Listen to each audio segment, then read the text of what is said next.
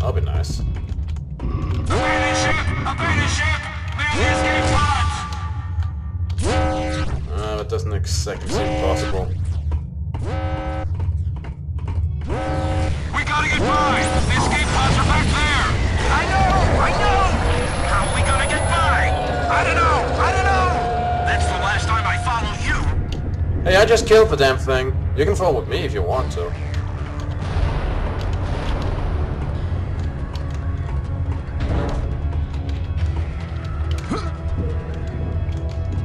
Oh well, if you're not interested.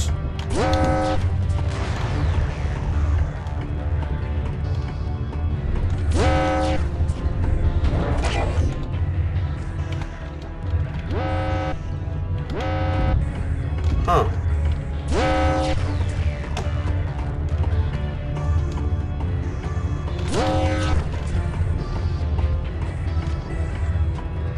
Gravity engine failing. Inertial dampers offline. Automatic compensation engaged. Expect disorientation. You don't say. Hello? Executive officer, personnel here. The damn ship is listed. Any repair crews available to fix the gravity engine? Get to the escape pods, you idiot!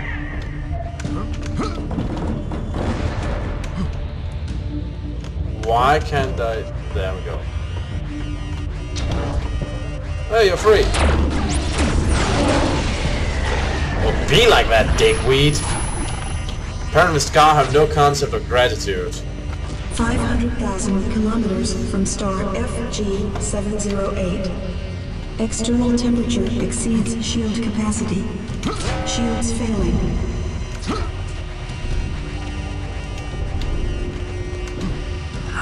Don't leave me! You gotta get me out!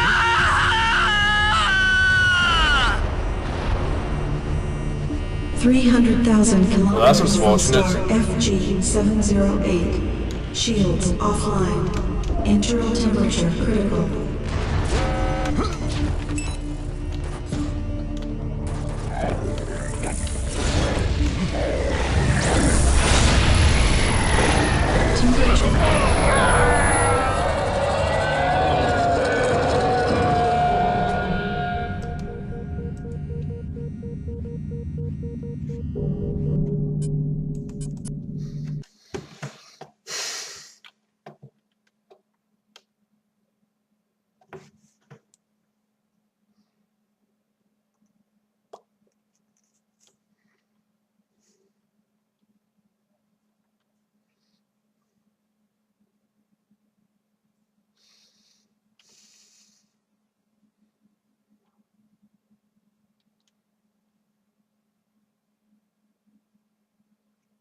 Right.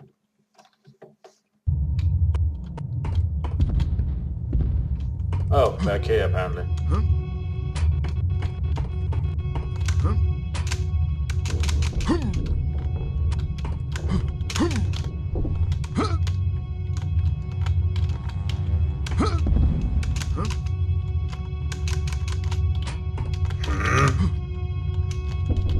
Gravity engine failing. Inertial dampers offline. Automatic compensation engaged. Expect disorientation.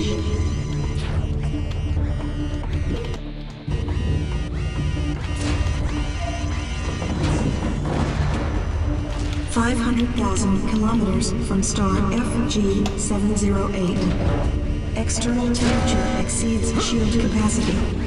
Shields failing. Don't leave me! You gotta get me out! Sorry, can't help you. 300,000 kilometers from star FG708. Shields offline. Internal temperature critical. Temperature critical. 30 seconds to total structural failure.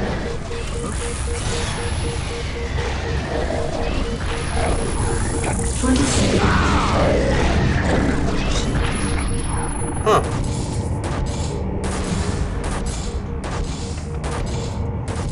There's two of them.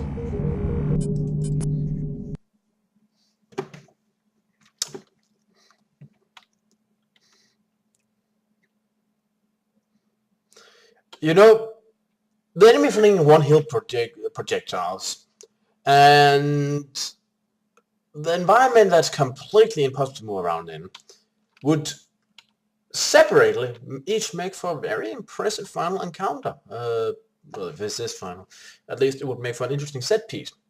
Combined, they're annoying!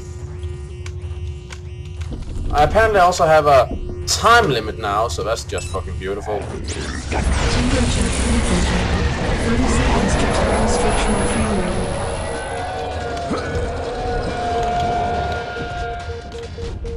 20 seconds to structural failure.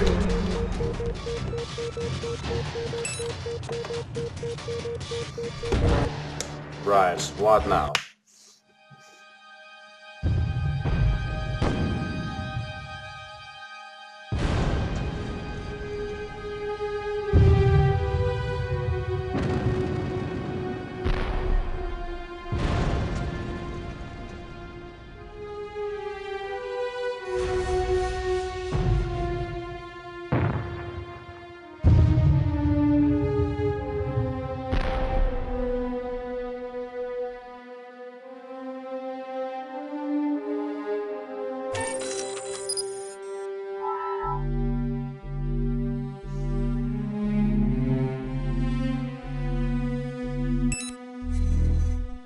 But you'll know the truth. Ian, Bond and Isaac want to talk with you too. Greetings, Marshal. I am saluting you yet again. You are many good men. Despite who I am, you shared with me the danger and the dignity of a meaningful task. You have given me my life. So, if I die, it is only right that I have given you mine. I'm scared, but I'm not scared. I'm ready for this. You had faith in me, John, and I'm grateful. If you make it and I don't, go to the O Club back in Quantico, buy a round for the house, and have one last drink for me. This is no suicide mission, John, but I won't abandon you. We're gonna fight like hell and try to hold on till we can pick you up. Then we'll all boost out of here together and figure out what to do next. If we don't make it, well, at least you might get to the artifacts before Hawkins. You were right about Tycho, John. Sometimes the few have to give their lives for the many. What a poignant, You were meaningful right about something ending. else, too. You said I had to choose who to trust. I choose you. Goodbye. And here we are in an escape pod drifting through space. Wasn't that the ending of the first Unreal and the expansion to that too?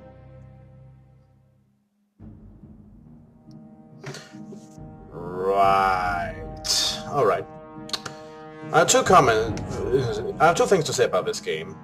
Well, not singularly, but what I mean is, there's two ways to look at this game. Let's look at this game on its own. In that case, it's kinda mediocre. Good music, good graphics. Story was very predictable most of the time. Had a few twists, genuine twists, but most of the time it just went through the paces. The supporting cast was pointless. They really contributed nothing to the story except stand around, say a lot, and then unceremoniously being blasted to smithereens. The story would have worked perfectly well without them, and as such their presence is completely pointless. They don't even help with much fleshing out the world. They're just there to act as talking points, but try to add something to the story. Heck, even the villain is kind of pointless. He's seen a bit in the start, then at one point he's spoken to a bit over a cop, and then he shows up there to get shot in the stomach and immediately die. Doesn't even get a proper boss battle. Environment's okay, diverse. Enemies could use some more diversity. As I said before, they often have the same types, some regular grunts and then some heavies. there were some interesting variations. Sometimes the game tried to sell something, but like for example the alien cube balls being these terrifying new aliens, but at that they kind of failed. So in that regard it's a mediocre, average game with some good points. It's not a bad game in any way, but there are definitely those that I would rather recommend you play. Now, let's look at this as a sequel to Unreal. In this case, it's a disappointment of colossal size. It follows up on none of the themes of the first game. There's no exploration, no investigation of alien culture. The enemy variety is so small compared to the first one, and so less interesting.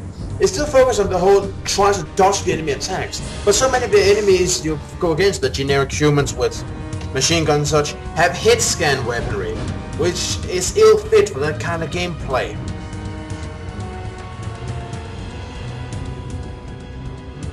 And the story is way less original. Even if the first one wasn't exactly the height of drama, at least it was interesting, stranded on an alien planet, trying to look around, learning of the culture of the people. This falls up on none of that. We don't know what happened to the protagonist. We don't know what happened to Venali. The Scar in this barely. It feels more like a token presence than anything else. It doesn't amount to anything. Some of the weapons are still here, yeah, but that's about all the connection is to Unreal 1. A sequel, though, it should expand upon the themes of the old game. It should go in new directions, of course, but it should also try to expand upon what was before. You could have done a lot with the exploration, the investigation, the culture. You could have created a new planet to explore, to learn the culture and see fantastic sights. But most of the environments in this game were kinda drab. Most of it was industrial laboratory complexes with grey plating everywhere. There are some interesting locales, I admit that. The Alien City, for example, was kinda interesting, though also kinda samey. The Living Planet was also interesting. And there were some beautiful vistas to look at, a beautiful place to investigate, but most of the time there were so many industrial laboratory military complexes all over the place. And the finale, my god, the finale. Interesting design for the final enemy type, but as I said, it all ends being one-hit weapons being fired at each other. And that's kinda boring. And it's all in this. As I said, they should either gone with the one-hit kill weapons or the difficult environment. And in that case, I say keep a difficult environment, a ship hurtling towards the sun is interesting for a final setting, while you battle ginormous abominations with your weaponry. Now that could be interesting. But instead you give me a one-hit kill weapon. Yeah, I kinda took the air out of that now, didn't it? So seriously, the big alien cube ball was the big final boss. You know what could have been interesting? If the artifact had backfired and turned the commander into some sort of monster, that could have been interesting. We've already seen that the artifact is capable of altering organisms other than those drag, so he could be turned into some abomination for a final encounter. But no, you didn't. And then you pull the same ending. And honestly, what was up with the support characters? If you wanted more characters, that's fine, but they were so pointless. Honestly, the side character with the most influence in the story was the fucking sea goat.